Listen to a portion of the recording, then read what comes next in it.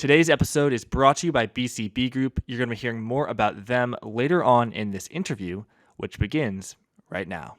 Extremely excited for this next interview with Mike Green, portfolio manager and chief strategist at Simplify Asset Management. Mike, welcome to Forward Guidance. Jack, it's nice to see you again. So I want to start and ask you, because we've seen a lot of volatility. December was kind of weird, but starting in this year, January, we've had a pronounced sell-off in equities with, I guess, high duration stocks like the tech stocks leading the way down. Also, bonds have been selling off. Volatility has been rising, and the culprit that has been thrown at this is the fears of central banks taking away the punch bowl. Short-term rates rising in anticipation of the Federal Reserve hiking rates. And you're someone who you definitely pay attention to central banks, but you also focus on the fundamentals. You focus on market structure. So I guess the first question I want to ask you, Mike, is to what degree do you think the volatility we've been seeing in the market is due to fears of central bank taking away the punch bowl, or is there something beneath the surface going on in the market structure that maybe the headlines aren't capturing?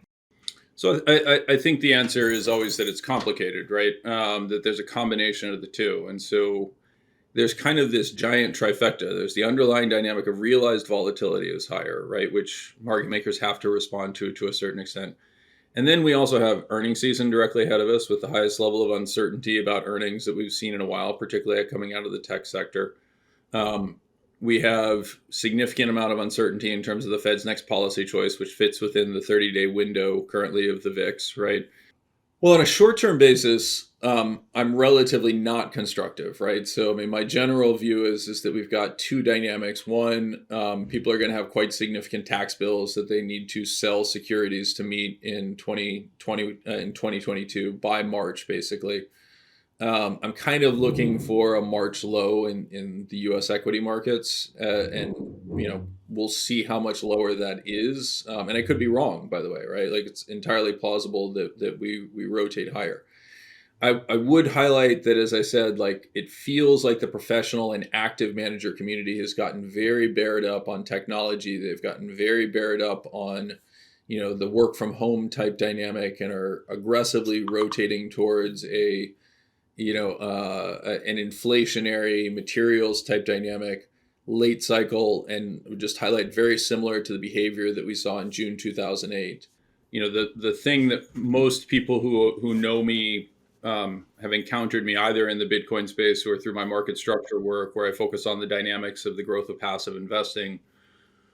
One of the components of passive investing is you can think of it almost like a contributor to heterogeneity in a population sample, right? So we all know that if everybody behaves exactly the same way, instead of continuous behavior, you get discrete behavior. That's what we call volatility, right? A jump from one level to another level before a transaction can occur, because everybody basically decides to go one way or another at the same time. When you introduced passive into the market, you created a systematic buyer that simply said, did you give me cash? If so, then buy. Did you ask for cash? If so, then sell. As that investor grows in size, right, as long as they're not causing tremendous distortions through index construction as they did in the late 1990s, that's actually a contributor to lower volatility in the market, right? Because what you have is you have a diverse and heterogeneous reason why people might be buying and selling. And in particular, it's very helpful when you have that sort of, non-thoughtful or completely inelastic buyer who just is always there as a baseline bid, right? That's very vol dampening. The problem is when that buyer becomes large enough, right, it then becomes actually a dominant feature in the market. So when they show up to buy or when they fail to show up to buy, it can cause catastrophic events. It's a little bit like learning how to, do a tightrope with a net.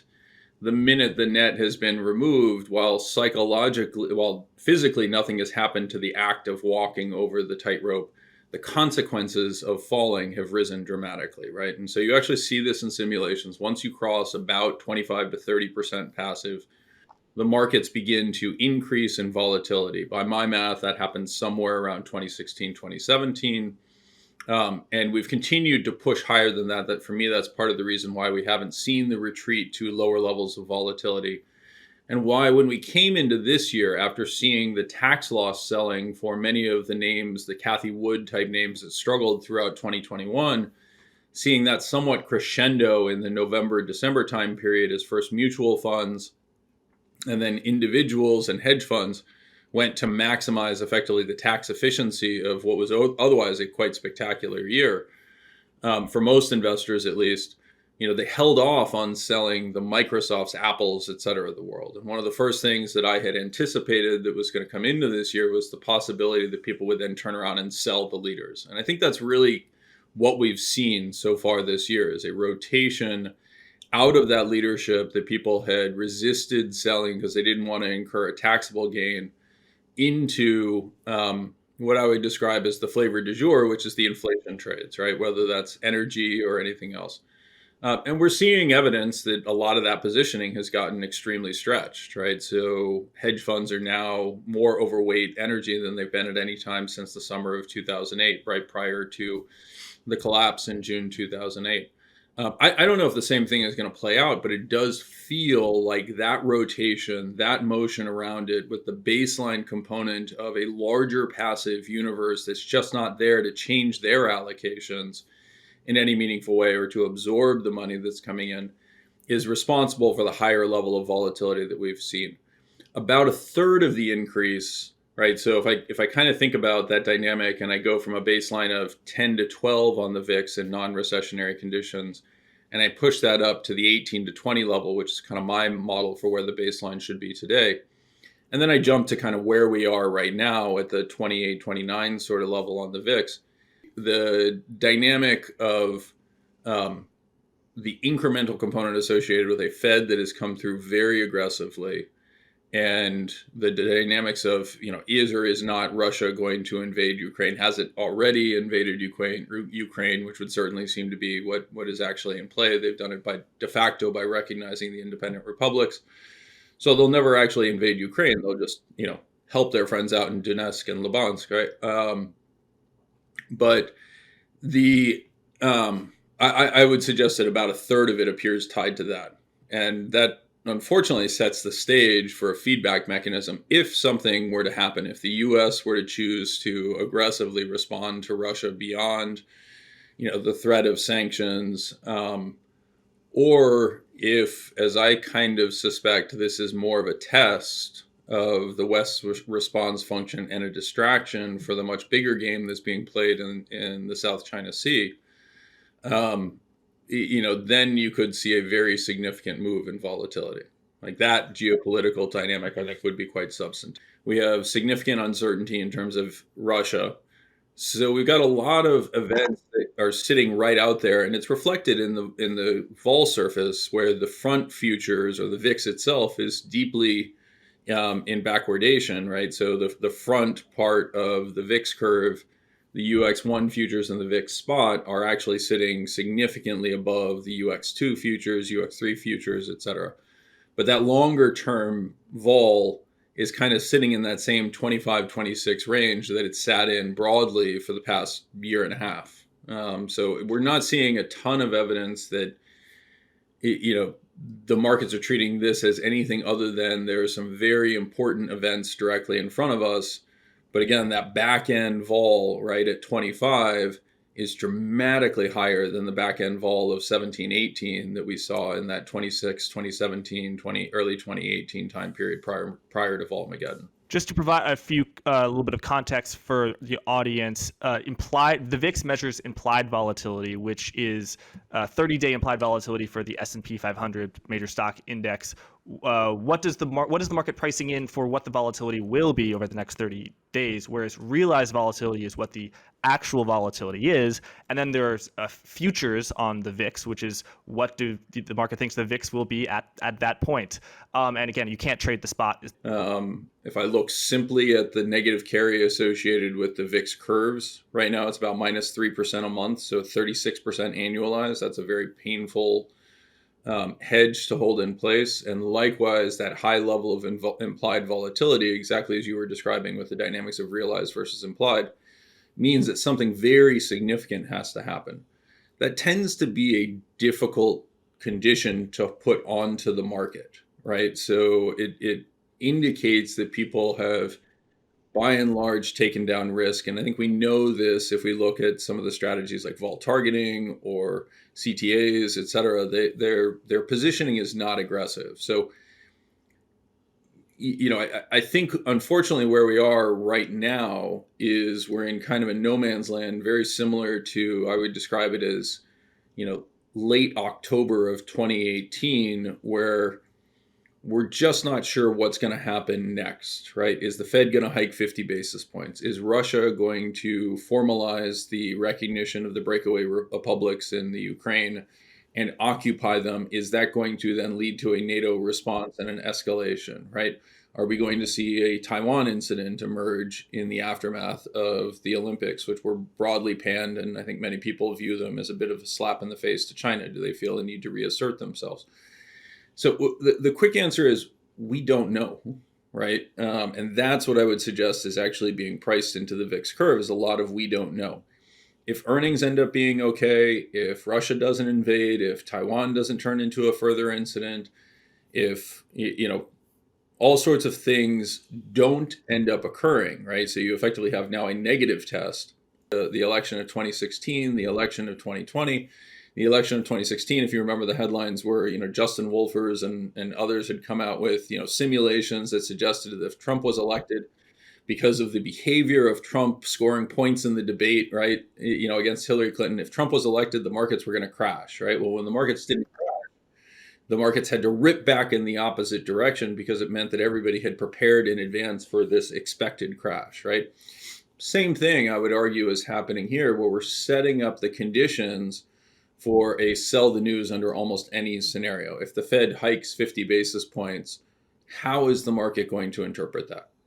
I would argue that the market is going to interpret that as, okay, the Fed has hiked 50 basis points and now they're going to slow down, right? And so is that treated bearishly or is that treated, bullishly? I think there's a very reasonable chance it's treated bullishly. If they don't hike 50 basis points, oh, we were all worried about nothing, right? They're going to go more slowly and the markets could very well rout. Like, the only conditions under which the markets sell off aggressively from these levels is if things turn out worse than we expect, right? So instead of, the market's currently pricing in basically 38 basis points of a 50 basis point hike for March.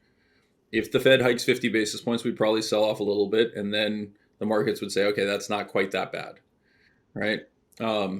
If Russia were to invade, again, I think it depends, but it's hard to create the conditions under which people get even more over their skis, in terms of bearishness or bullishness on oil, et cetera. And it's one of the reasons why I highlight something like the fourth quarter of 2018, because the same conversations were in play, right? If the 10-year goes above 3%, it's the end of the bull market in bonds, right? That was the mantra that was in place at that point. If oil goes above $70 a barrel, that's it, lights out, it's going to 100, because, we all know all the problems that exist.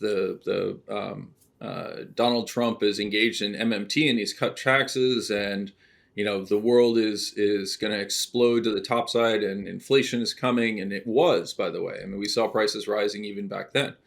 So, I mean, it's hard for me to get too worked up when we're already in a condition where the VIX is at these levels, right? That's very, very hard to sustain.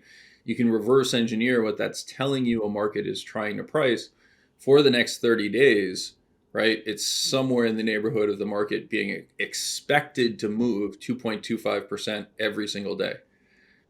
That's a lot of movement, man. That's really, really hard. And it has to be cumulative too. So if you get a day where the markets move 50 basis points, in order to sustain that, you got to have another day where the market's going to move 3+. Like, it's just hard. It's hard to maintain that. Your comparison to October 2018 is really interesting. I think that was probably about the middle, either the end of the beginning of the sell-off that started with the Fed continuing to hike rates, ultimately led into the Powell pivot in December, when you had a peak to trough decline in the S&P 500. I don't know the exact number, but it's like 19.7% or something. Yeah, I was gonna say 18 to 20. Yeah. So if we're in October, and if your analogy is perfect, that means we would have maybe at least another month of a sell-off before a Powell pivot again. What do you think the odds are of that? And you brought into also the 50 basis point hike in March. What about if you just zoom out into how far the market thinks the Fed will hike the highest point, the terminal rate, which is about 2 to 2.2%. Can the market handle that? And yeah.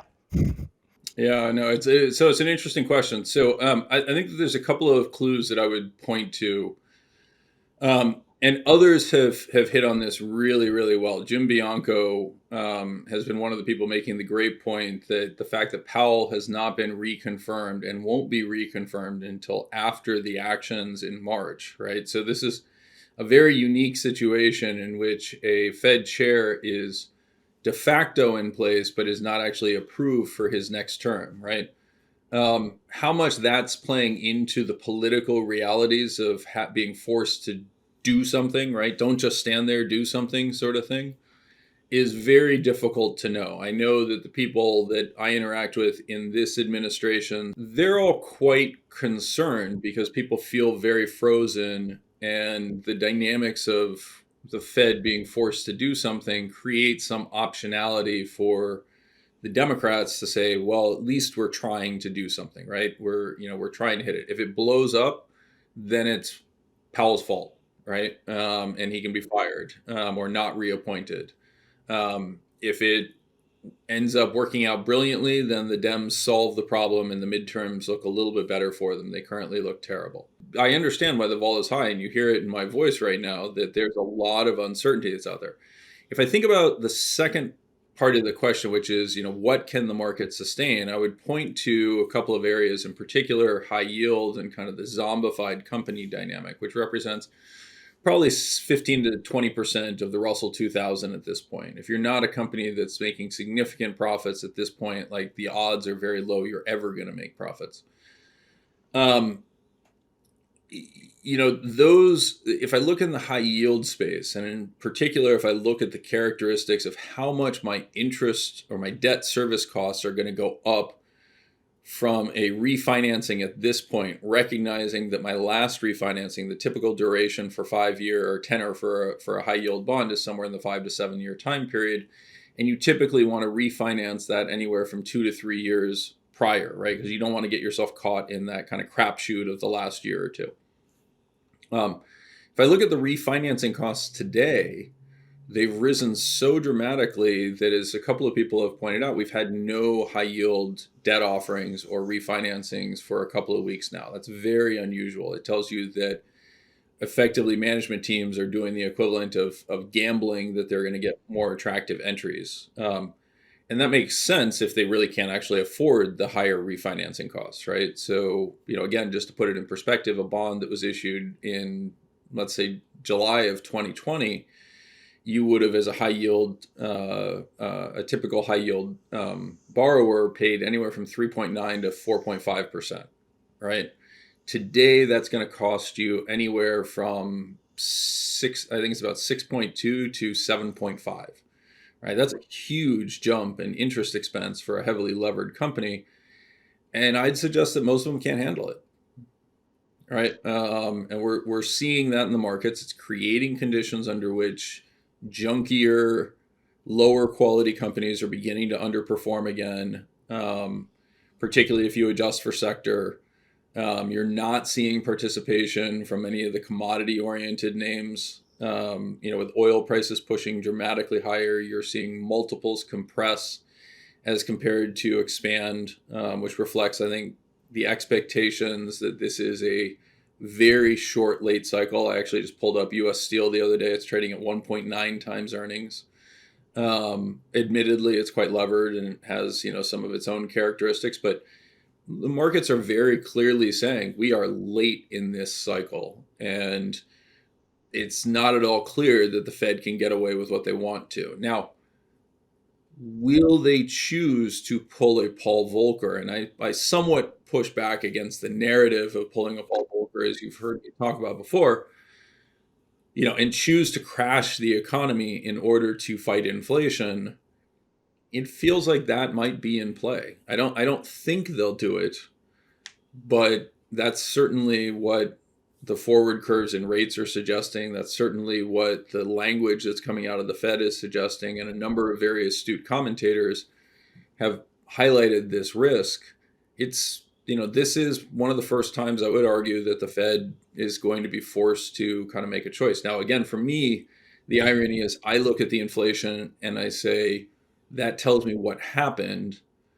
Is that inflation likely to persist? Porter Collins of The Big Short, has a tweet out highlighting the results out of Home Depot, which is their average ticket up somewhere in the neighborhood of 12.5%, while volumes are actually down almost 5%, right? That to me is exactly how it's supposed to work, right? Prices go higher, volumes fall. It makes it easier to solve a supply chain problem with higher prices because demand is deteriorating. That deteriorating demand is simultaneously saying, I need less workers, because the price going up doesn't mean I need any more workers. It means, that I need fewer supplies, et cetera. And as people often, as I certainly say, probably far too often and far too cavalierly, the solution to high prices is high prices, right? It destroys demand. It takes care of itself. If the Fed were to step in and raise interest rates, other than destroying the labor part of the economy and destroying, reinvestment confidence that may very well be required to start the process of reshoring much of the production that is increasingly at risk in a relationship with China, I don't see the logic behind it. Right. I mean, I would almost be encouraging us to do the opposite. And the other thing that I've said very clearly is like, where in the hell did the scientific method go? Right. We've now been through multiple cycles of quantitative easing and quantitative tightening. We've now been through multiple cycles of raising interest rates. And at no point in this process has anyone stopped and said, hey, how about we change one variable at a time? Right, let's try changing one at a time to see what happens. It's remarkably uncurious if you ask me. So, well, right now, Mike, aren't we? Not only is the Fed not following the advice you just said, it's actively going against it because it's turning all of the knobs. It plans on turning all of the knobs at the same dial of stopping quantitative easing, hiking rates pretty much every meeting, and in addition, potentially doing quantitative tightening. So, I mean, how big of a risk for the market do you think this is, and where are the different vulnerabilities? You talked about high yield companies, which comprise the Russell 2000, which is small cap stocks. But is this going to affect the Apples? Apple, they don't really need to refinance, right? No, that's part of the argument that I would make broadly is that the companies that are most likely to be most adversely affected by this are precisely the ones that everyone is currently enamored of, right? If you slow the economy and you solve the problem of excess demand for oil relative to the current level of supply, guess what's going to happen to oil prices? They're going to crater, right? They're not going to stay at $93 or $94 a barrel. They're going to fall to 55, and suddenly the marginal energy producer that you look at and say, oh my gosh, there's such an incredible bargain at $95 oil, and can you imagine how much money they're going to be printing at 120? They're back to losing money at $55. All right. That's what we saw in the fourth quarter of 2018. Right. So I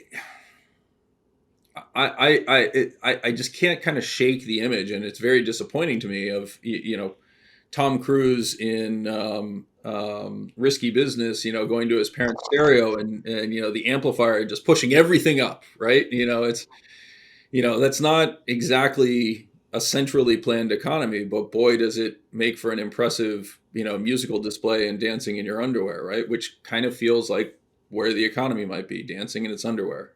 I know everyone wants to hate on the large cap tech, right? That like Apple and Microsoft are, kind of gross in a lot of ways, right? Google, it's kind of gross. The risk to them is, to me, not so much investor selling as much as it is, the risk of a true regulatory reform, right? That, an FTC action is announced against Apple, or an FTC action is announced against Google that becomes quite substantive. But this is part of the challenge, right, of a world that is dominated by passive flows, because I go and I fire the thoughtful manager who says, wow, there's really a tail risk that I think is significantly mispriced of oil going to $150 or $200, and that we're stuck in this environment. And those investors just mechanically are being replaced by buying the index. And so, what I really am watching and what I'm always trying to pay attention to is what's happening to those flows. And we just continue to set in place a regime that reinforces those passive flows. They're up this year at a pace that is on par, nearly on par with last year's record-setting pace, right? So it's hard to get too bearish on those names until I see that dynamic change. This episode is brought to you by BCB Group, Europe's leading provider of crypto-friendly business banking for institutions in the crypto space. They also provide trading services allowing you to trade FX and cryptocurrency quickly and at scale. They specialize in efficient execution of large orders in illiquid markets. So if you are an institution looking to make high volume trades, you need to check out BCB Group, because a great trade idea is worth nothing if you can't execute it. And that is exactly what BCB Group helps you to do. Their mission is to empower the global financial revolution through sustainable and innovative banking. Really glad to have them as a sponsor. So if you want to take control of your digital assets, please check them out at bcbgroup.com/Jack. That's bcbgroup.com/Jack. Thank you, and let's get back to the show. Yeah, I really want to zoom in on this passive dynamic. Perhaps, a lot of viewers here at Blockworks are into crypto, so I'll choose a crypto analogy, which is an active investor is someone who says, oh, Ethereum, they have this new protocol. I'm going to buy a lot of it. Cardano, I'm not so sure. Maybe I'm going to sell it. But they're actively thinking about their allocations, whether they are right or wrong. They're processing new information. Whereas a passive investor would just be someone who would, buys $10 worth of Bitcoin every single day, regardless of news flow. And actually, or someone who buys $10 worth of a crypto index that has all of the crypto protocols in them, or a major basket of them, that would be a passive investor. So, Mike, what happens when 25% of what happens when 10% of investors are passive investors who are buying $10 worth of the crypto index every day? What happens when it's 25%?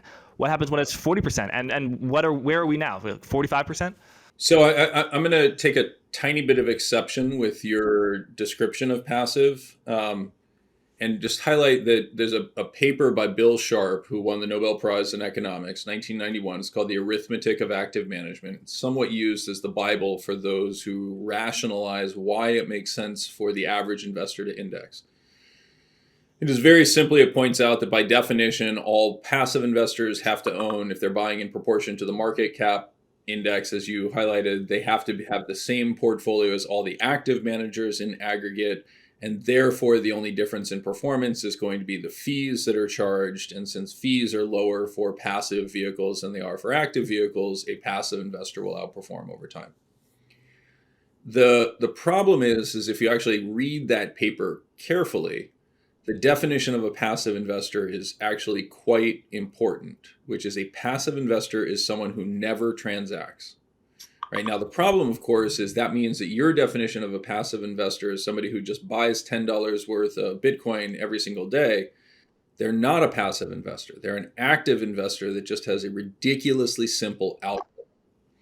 And that's what's actually going on with the Vanguards and BlackRocks and retirement funds in the United States and increasingly elsewhere around the world, is that we do not have passive investment. We have ridiculously simple algorithms. And the algorithm for passive as it's constructed in the United States today is, do you have a job? If you have a job, then money is withheld from your paycheck. That money is flowed into Vanguard. Vanguard's algorithm is, did you give me cash? If so, then buy. Did you ask for cash? If so, then sell. Since passive is gaining share, that means they're not ever getting the sell signal on net, and all they're doing is continuously buying. But that process of going in and buying influences the market. It affects the behavior of the market. There's no condition under which you can tell me that it doesn't. Right. Right. And Mike, sorry, when they say buy the S&P 500, if Apple is 6% of the S&P 500, for every $100 that goes in, they're going to buy 6% of Apple. So what effect does that have? So that's one of the more interesting dynamics is that the construction of the indices are built on a float adjusted market cap. Right now, the vast majority of public companies now have almost all of their float outstanding, so it's not that material in terms of that dynamic, but that presupposes that liquidity scales with market cap. And I just want to emphasize what that means. It means that your ability to enter and exit something that is $1 trillion should be, give or take, 100 times greater than something that is $10 billion, right? Just 10 billion to a trillion. Unfortunately, the data suggests, the empirical evidence suggests that's not how it scales at all. That liquidity scales with a combination of volatility and volume. And the actual liquidity difference between Apple at $2 trillion and the smallest company in the S&P 500, which I believe is somewhere in the neighborhood of $20 billion today, right, is not 100 to 1, it's more like 5 to 1, right? So Apple is 5 times more liquid than that company that is at the low end. And what that means is when Vanguard shows up and tries to buy 6% of that $100 that you put in, or $6, or let's make it more like what Vanguard actually bought last year, which was somewhere in the neighborhood of $500 billion. Half a trillion. Right. $500 billion, $500 billion worth of inflows into Vanguard last year, somewhere in that neighborhood. That means that if they were all buying in the S&P 500, they're putting in $30 billion into Apple. And I know we live in a world in which 30 billion doesn't sound like an awful lot, but that's a crazy impact. That's a huge sum of money. And so it forces Apple up paradoxically more than the small company, for example. Right, and listeners may think, $30 billion of money into Apple stock, that's going to impact raise the valuation of Apple by $30 billion. Not so, right? It could there's a multiple, right? And so maybe can you tell us about what's it called, the inelastic markets hypothesis? Yeah. So the inelastic market hypothesis is basically academic literature that came out in 2020. By Xavier Gabay at Harvard and Ralph Koijin at Chicago, both brilliant, absolutely, a million times better at math than I am, and have developed some techniques for teasing out these components. Traditionally, when you think about the dynamic of what's called the efficient market hypothesis, it was always presumed that transactions had very little impact on prices. And you can understand why that is, because by definition, if I buy, you have to sell. Right. And so the net money that goes into a market seems like it's de minimis. The real contribution from Gabay and Koijin in my modeling work suggests that they actually are understating it, particularly as it relates to passive, is that they've recognized that it appears that money going in has a much higher multiplier than anyone had ever presumed. And so the traditional analysis would suggest that $1 in would create about a penny of increase in market cap. The data today suggests, the data from Gabay and Koijin suggests that over the period that they sample, it's about $5 increase in market cap for $1 going into the market, right? So give or take 500 times bigger impact than had previously been assumed under an efficient market hypothesis framework. That's an uncomfortable margin of error, right? My data suggests that you can further segment that into index funds and active funds. And the key difference between an index fund and an active fund, or a simple algorithmic strategy and an active strategy, is the ability to hold cash, right? So if I am an active manager and you give me $1 of cash, I can theoretically hold that dollar saying nothing looks attractive to me. I'm going to wait for a better opportunity to buy. Passive vehicles don't have that option. And as a result, they are effectively what I would describe as high intensity purchasers. And that multiplier appears to be dramatically higher. And as passive gains share, the market becomes more and more inelastic. Again, more academic literature that came out in early 2021 by Valentin Haddad at UCLA highlights that dynamic, the changing inelasticity of the market. And again, I think he's actually underselling the results of his work. Mike, I'm looking at a chart now, and it's from the paper you cited, and it said that the 95% confidence interval is something like a 15 times multiplier. So $30 billion into Apple, and what would that be? $450 billion, Yeah. right? Yeah, $450 billion, the price going up. Market cap going up. Yeah, not the price. Market cap going up.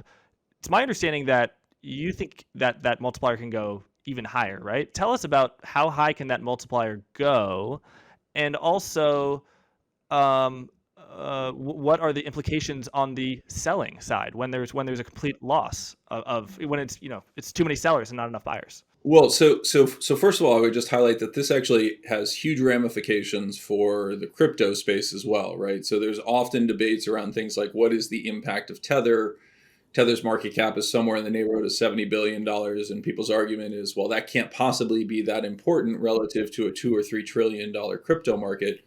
But when you start talking about these multiplier dynamics and the dynamics of what HODL-ing actually is, which is to raise that inelasticity, that multiplier we're talking about is just a measure of inelasticity. How much does price have to change for an increase or decrease in supply and demand, right?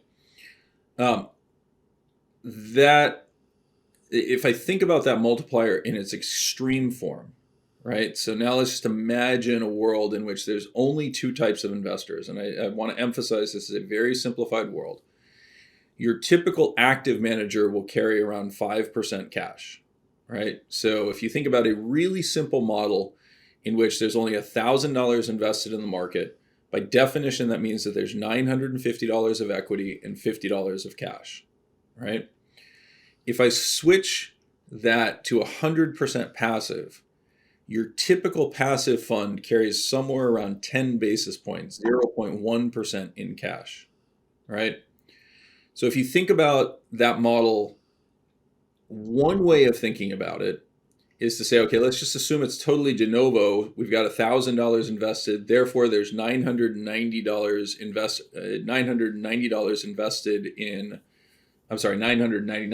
invested in equities and 0.1, $1 invested in cash. The problem is that is a static picture that doesn't consider the evolution.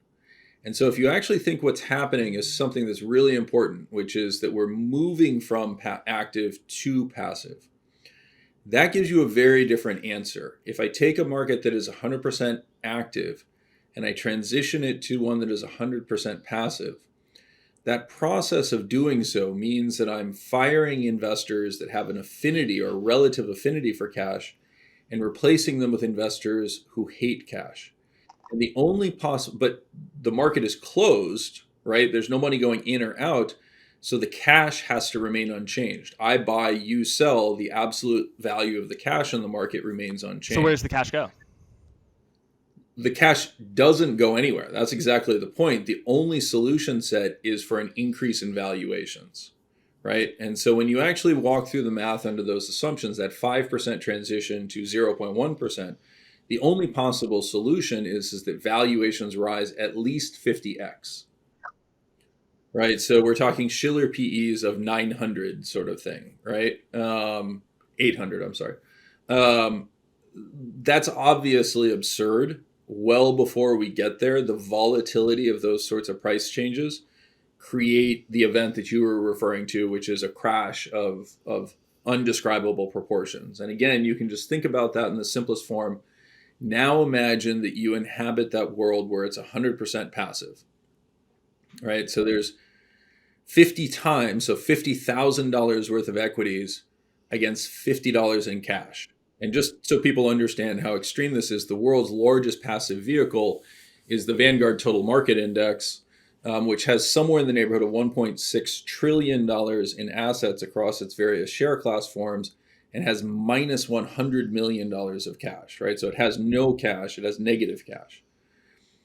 If a market in that type of structure encounters a redemption, the only way that that redemption can be met is not by paying out cash, but by selling securities in order to obtain cash. And then the problem becomes, well, who do you sell to? Because there's nobody else left, right? New money has to find its way into the market. And that tends to be at much, much lower prices. And you can reverse engineer this at 90%, 80%, 70%, 60%. And that's where you get this dynamic of the increasing fundamental volatility, right? It's the same many people have done a very simple predator prey type analysis, right, where you evaluate the life cycle characteristics of a community that has, wolves and rabbits, basically, or wolves and moose sort of thing.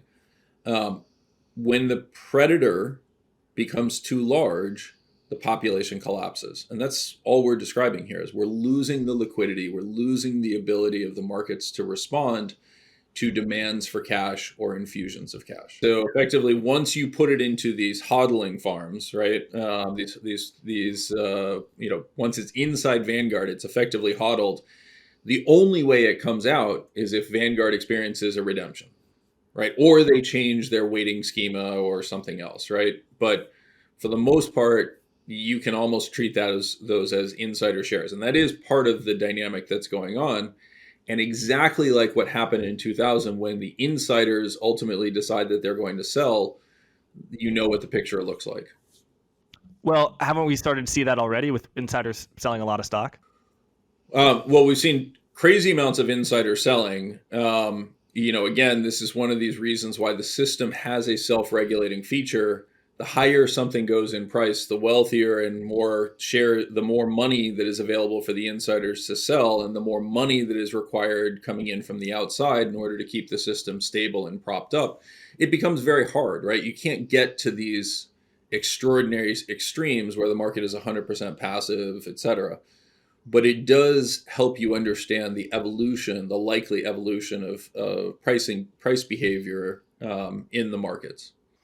Okay, thanks for describing that, Mike. Now I want to turn to active ETFs, which are not passive. They are making investment decisions, but they still have this flow dynamic where when investors flow in, they have to sell stocks. They have to buy stocks. When investors flow out, they have to sell stocks. Like, let's take, for example, Cathie Wood's ETF ARKK. They currently own 8.82% of this company called Beam Therapeutics. When money flows out of ARKK, they have to sell that. To what degree are those dynamics that you've described still in play, despite the fact that it's an active? In other words, in what words does your criticism concern ETFs a little bit more than it concerns passive? Cathie Wood is a really interesting experience because it's not so much that she was active, and I don't really have an issue with active ETFs dynamics. It's that she grew so large that her flows actually became the determining factor of the performance of the companies that she owns. So she was reinvesting the proceeds of incremental share sales of the ARK ETFs, right, which raises cash. It's effectively an inflow of cash into the vehicles. It goes into the market, right, and they then need to deploy that into buying these smaller, less liquid companies, and in the process of doing so, they're forcing those prices higher. What transpired is that became a game that the minute the flow slowed or reversed, you were going to see the opposite impact, right? And so that's just a situation that I would describe as crowding. It's a component of a single investor behaving in a manner that I would consider somewhat irresponsible, right? The right solution is in one form or another to shut the funds or to diversify your approaches so that you're not creating these underlying conditions where you have extraordinary crowding of holdings. She's not the first investor to do this, right? We've seen this in the mutual fund space. Bruce Berkowitz at Fairhome got trapped in Sears. Other players have gotten trapped in various names. Sometimes it works out. Sometimes it turns into an epic disaster where there's just a mismatch between the liquidity, right? So I don't actually think it was the ETF structure per se that matters as much as this is just a situation of somebody was given too much money too fast with an inability to properly manage it. That makes sense. And to what degree do you? I've heard you say before that you think that ARKK could be on the brink of being oversold, and that there could be a little bit too much bearish just there. Do you think that there are structural dynamics in play? If the flows have stopped going to ARKK, I think maybe they still could be positive, but the rate of change is tremendously negative. Is this something that an ETF sort of can get over, or is it? Do you think there's another leg down? So my gut tells me that Cathie Wood is done, but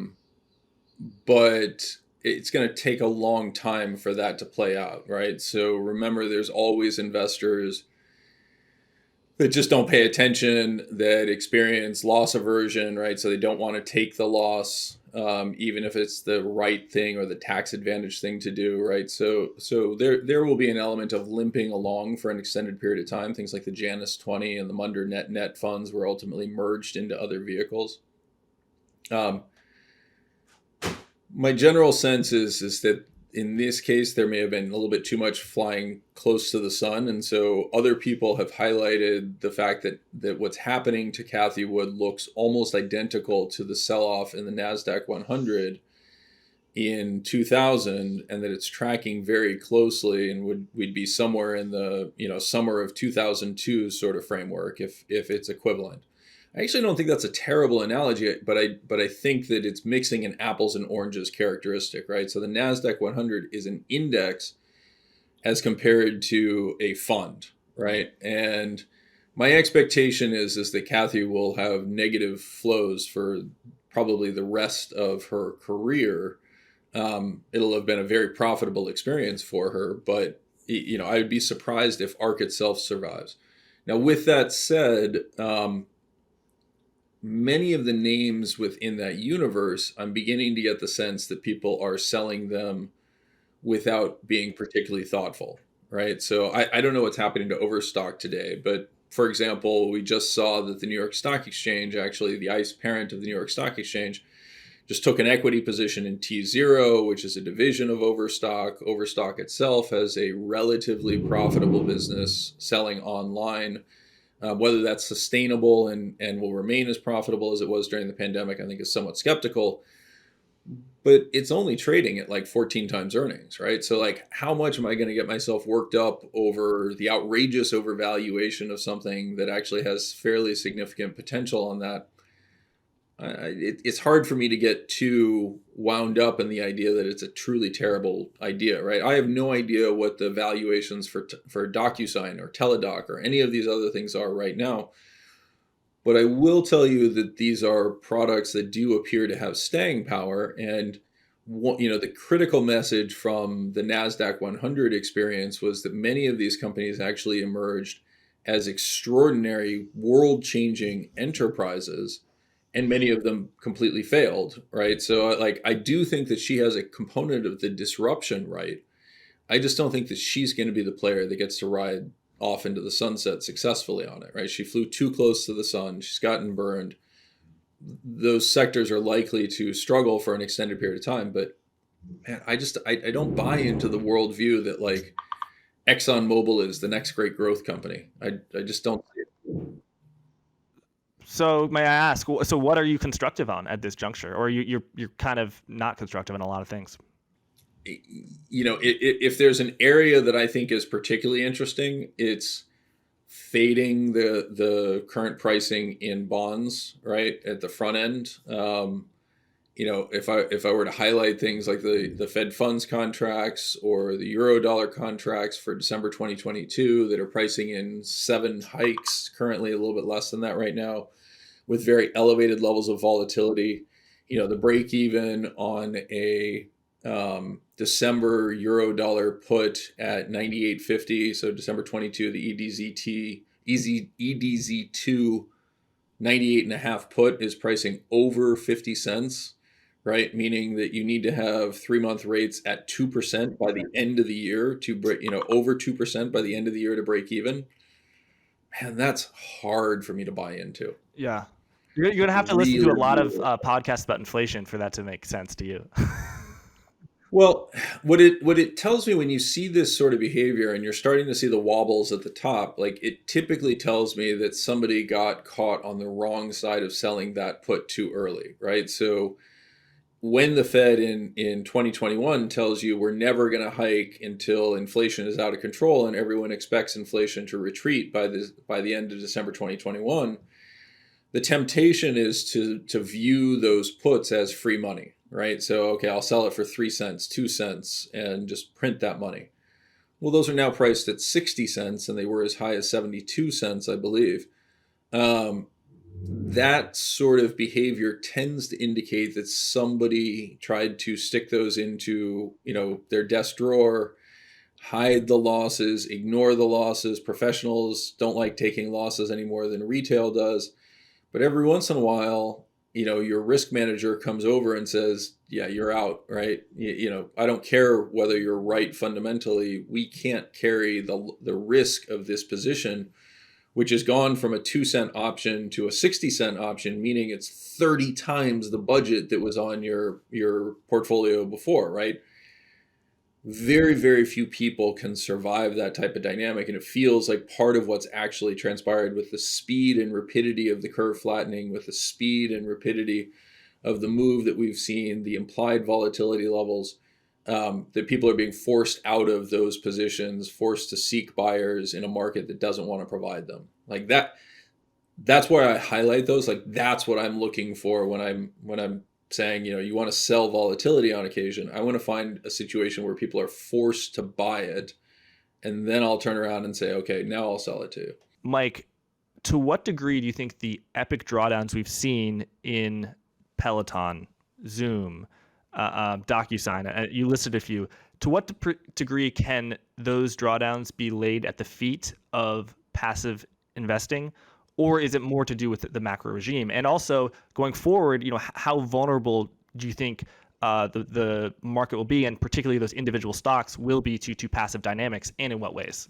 If I look at something like Peloton, right, I would broadly highlight that both the rally and the retreat could not have happened in a world in which Peloton was not aggressively held by passive, right? So if I look at the ownership of Peloton, for example, the largest holder is Bailey Gifford, which is actually I'm willing to bet that is the international growth fund for Vanguard, right? So Bailey Gifford manages. So there's a passive flow component there, even though it's an actively managed vehicle. T. Rowe Price is target date funds, then Vanguard, then BlackRock, then Capital Group, which is target date funds.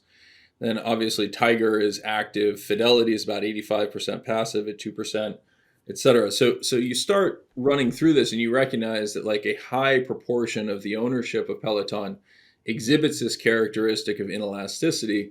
And then people show up and they're like, oh, we've solved the problem. What do you buy during the pandemic? The same, you buy the company that everybody is buying their product. Everybody wants to be on a Peloton.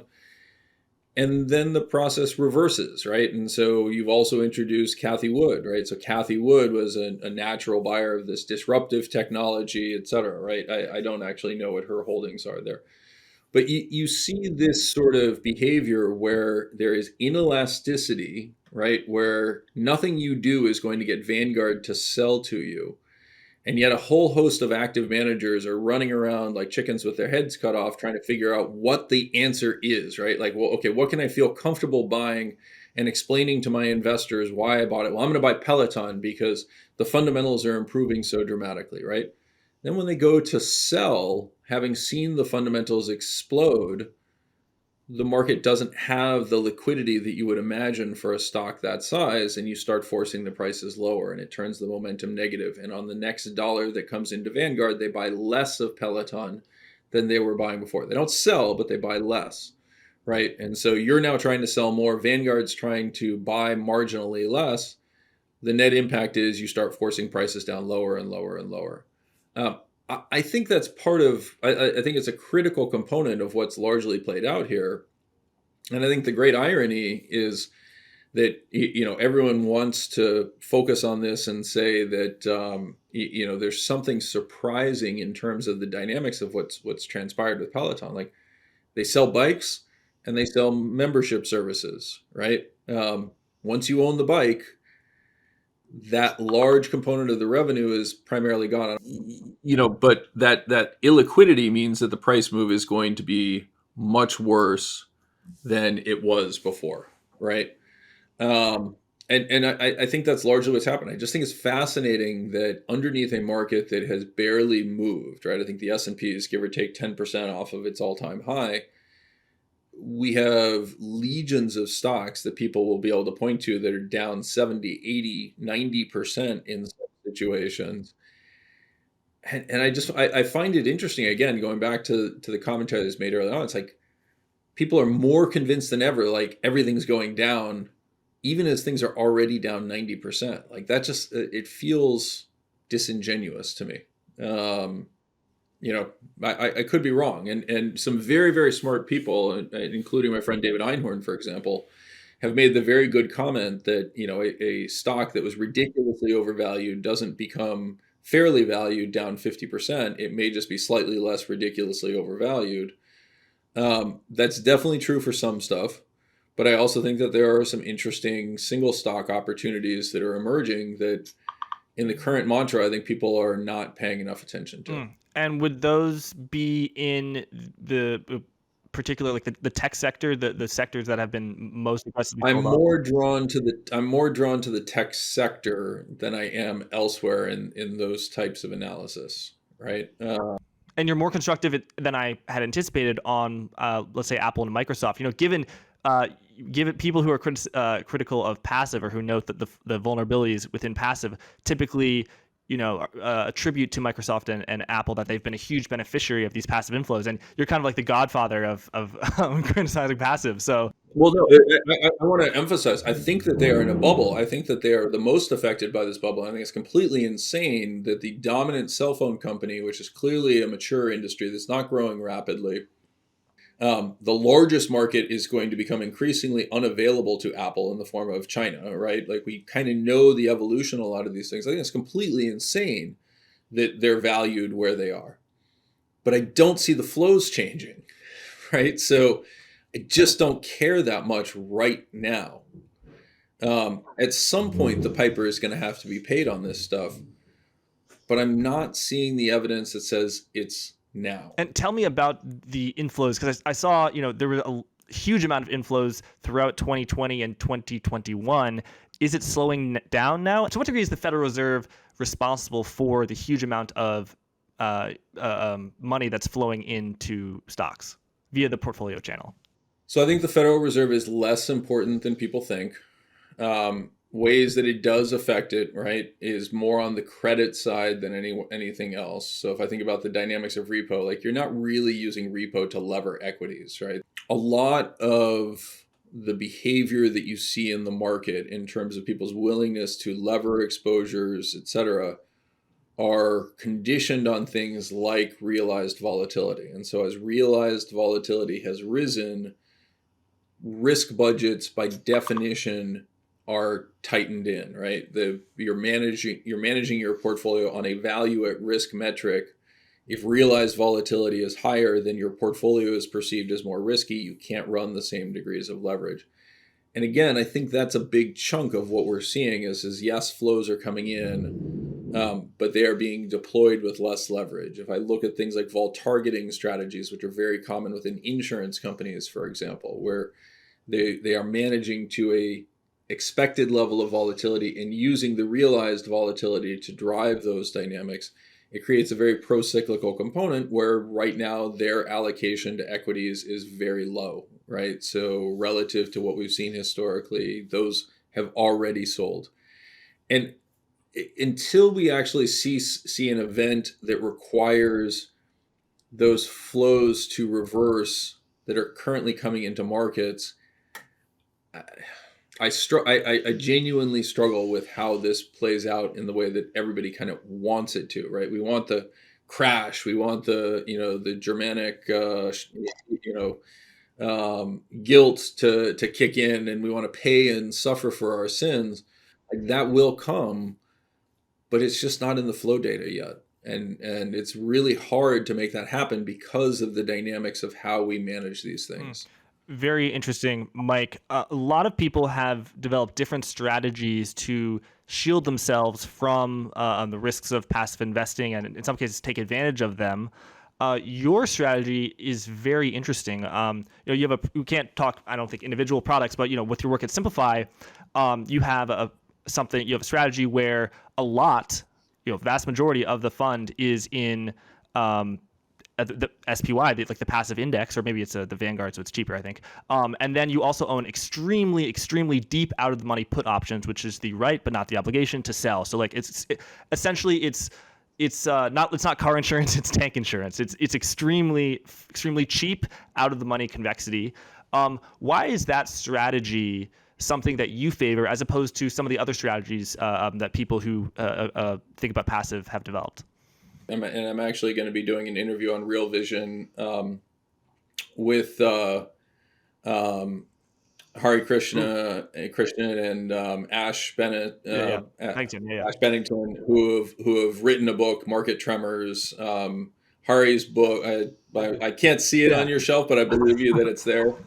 Hari has written a book, The Second Leg Down, right? Other people's, I'm interviewing Professor Cam Harvey of Duke, who has a book out on hedging techniques. We actually have a credit fund that we've introduced some of the techniques that I've been using for years that are also echoed by Professor Harvey as alternatives to vol expressions. And so the really critical component that I would highlight is that any product that you see me involved with is going to have both a systematic component of hedging associated with it as well as multiple strategies. So our flagship product, we have both shorter duration, nearer the money puts. We also have longer duration, deep out of the money puts. The argument behind it is fairly straightforward. The implication of the growth of passive is that it biases the markets to drift upwards while also raising the risk of extreme price movements downwards, right? So if you think about that distribution that Nassim Taleb highlights for everyone, that the tails are fatter because it's an exponential distribution. That's actually not entirely accurate. The tails are fatter on the left side, right? In other words, the skew is becoming increasingly negative in the market. The actual central tendency of the market, because of the drift of passive, that dynamic of rising 50x in valuation, has created conditions under which the distribution, the center of that distribution, the modal outcome, the most frequent outcome, is actually now quite positive, right? And so the argument that I give people, and you've heard me use this language, is we are driving uphill with no brakes. And so the only reason, what I tell people to do is you can't get out of the car, you can't quit driving. This is particularly true for the registered investment advisor space, where every time, the idea that you're going to pitch caution and safety to your investors leads your portfolios that you've constructed for them to meaningfully underperform, which just means they're going to fire you at the worst possible moment and replace you with somebody who's way too aggressive. So the strategies that we've developed are largely designed to allow you to continue to participate, to stay in the markets, but have a safety, have a seatbelt and an airbag so that if things really go pear-shaped, you're actually sitting in an advantaged position, able to pick up pieces in a way and walk away from the crash in a way that others might not. And that's really where opportunity is created. In my analysis, those options are still mispriced, although less mispriced than they've been at various other times in the past, right? I mean, going into the events of March 2020, it was perverse how cheap those were. Today, those are a little bit more expensive. And so we're having to work a lot harder to find attractive ways to hedge downside protection for investors. Mike, I believe you joined Simplify after March 2020. So this is not really a question about the strategy that you're doing now, but hypothetically, a portfolio starting, let's say, February 1st of 2020 that had 98%, let's say 98% S&P 500 passive and 2% deep out of the money put options, where, I don't know, the applied volatility, I'm just going to make a number up, on those extremely left tail options was 40%. They made a lot of money because the S&P 500 went down a huge amount, and then also you had Vega exposure where the implied volatility went up. So how much a drawdown would that portfolio have, if at all, because of just how much more valuable those puts would have had? I mean, I don't know if anyone is watching who had puts going into March 2020, but it was incredible how much those things went up in value. Yeah. I mean, it is extremely path dependent, right? So the unique characteristic of March 2020 was the speed with which the market fell and the degree to which volatility rose, right? So just to actually give you real numbers around it, those options going, if you had bought a 12-month put option on January 1st of 2020, my guess is you would have paid somewhere in the neighborhood of 25 to 27 vol for that 1 year put option. that spiked to around 40 by March 2020. The closer in, the nearer the money, the shorter tenor options, if you had bought March 31st, you would have paid probably 18 vol, and that went to 80, right? So just an extraordinary explosion. And the more important point was actually the delta that it picked up. In other words, the price change difference because of the 30% drawdown characteristics in record short time. If I look at a strategy, just hypothetically, that was 98% long the S&P and had 2% in the options that are similar to the structures of our products, it absolutely would have had a drawdown, but it would have cut that drawdown by about 2/3. And again, that was facilitated by the speed and aggressiveness of the decline, right? So a slower decline is harder to defend against. The other benefit, of course, is that then gives you cash inside if you own those puts, and importantly, if you own those puts inside a fund, it allows you to redeploy them in a tax advantage manner, right? And so that's really the core of the strategy. I'm not trying to protect people against, the end of the world, with the objective being to them to have a pile of cash at the end of the world. What I'm trying to do is give them exposure to US equities with the ability to benefit from a drawdown so that they're better positioned to redeploy the proceeds of those puts in a tax efficient manner. Because ultimately, I don't see the system that we have in play changing until there's a truly catastrophic event, and that feels further off. Like, we're just not there yet. It feels, as crazy as it sounds, like I think there's a very reasonable chance that by the end of this year we're back, well past the highs that we started the year at. And that feels insane, but there's a very real chance that's right. How are you thinking about monetizing puts so that you don't have a huge increase, the puts increase in value, but then as the market rebounds, they go back down to zero? So we have rules around monetization that we've established, and we use both a systematic and an active manager, a discretionary overlay associated with that, right? So part of what you're, trying to accomplish there is bringing the years of experience and the understanding of the dynamics of the market in play. And I would just highlight things like, in March 2020, one of the really critical events was on March 12th, 2020, where the Fed aggressively cut rates, causing 10-year bond yields to collapse to 33 basis points. The real pain happened after that, right? So understanding why that event was transpiring, what caused it to shoot down, it's basically the mirror image of what I had just argued on the euro dollar puts. Effectively, somebody was on the wrong side of a trade, blew up. There needed to be an exchange liquidation, and that created conditions for a risk off in bonds and in equities that was catastrophic. That was the real problem that we encountered. So we have rules around monetization, and I would just highlight, and anyone who's seen the movie The Big Short, I referred earlier to Danny Moses or to Porter Collins. There's that scene where Steve Carell is sitting there frustrated that he has to take profits, right? That he doesn't get to see the end of the world, right? Because the end of the world means there's no counterparties to pay him out. And that's the simple reality of this game, right? Like, you don't get to sit and bet on the end of the world, because guess what happens at the end of the world? You die too, right? So this is never an objective where you should be sitting there saying, I can't wait to dance on everybody else's graves and have made so much money in the collapse of the universe, because there is one solution for the person who becomes rich in a collapse, which is your peers kill you and take your proceeds, right? It sucks, but that's the way the world works. And then you also have a product where you have that downside convexity, but you also own calls on the upside, the right, not the obligation to buy, which gives you, convex upside exposure. Can you tell me about the importance of that? As passive gains share, there's a positive drift that is uncompensated in the market that is irrelevant to market makers who delta hedge those exposures. They're effectively trading the convex instrument as well. And that creates conditions under which those can be super, super attractive. So, strategies that involve selling call options have broadly been poor. Strategies that buy call options have been pretty good. And what Harley is really highlighting in those trades is that you're actually locking in exceptionally cheap financing that allows you in a non-recourse leverage way to control a large quantity of notional. And this is where the overlap with central banks and fiat currency and everything else emerges. Will central banks actually allow equities to crash?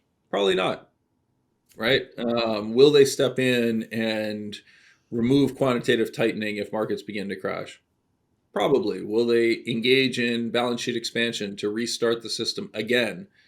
Probably, right? And so all of those create conditions under which that leverage can be quite attractive. Thanks for that. Do you have 5 more minutes? 2 on the new credit products, and then 3 on crypto. Sure. 2 minutes on the credit products. So we introduced some new credit products that are designed to hedge out the credit exposure component. They do not hedge out the rate component exposure, and part of that is honestly my take that rates are unlikely to rise as much as the market is currently pricing. So I actually like the duration aspects of it. The broader component is that we have deployed a unique strategy for mutual funds or ETFs where we've actually constructed an equity overlay that is designed to behave in an inverse fashion to credit spreads while offering positive carry characteristics. And so those 2 products that are out, one representing the high yield index, one representing the Lehman bond aggregate, we've separated out and tried to hedge out those credit exposures. Whether, how successful that is, it's off to a great start. I'm enthusiastic about it. We'll see how that plays out. My argument is very straightforward on crypto. It is a speculative asset. It's not a store of value. I don't know that Bitcoin is going to fail. My analysis of the system says that it is going to fail. It's a negative NPV asset.